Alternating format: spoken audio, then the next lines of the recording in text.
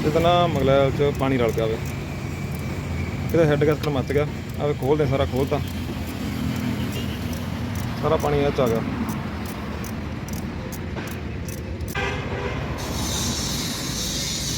ਬਹੁਤ ਸਾਰੇ ਖੋਲ ਦਾਂਗੇ।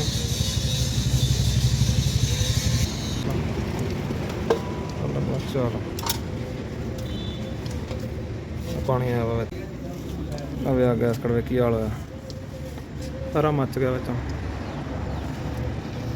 ਆਵੇ ਹੈੱਡ ਖਰਾਬ ਹੋ ਗਿਆ ਤਾਂ ਕਰਕੇ ਮੱਚਿਆ ਗੈਸ, ਇਹਨਾਂ ਸਾਰਾ ਗਲ ਗਿਆ।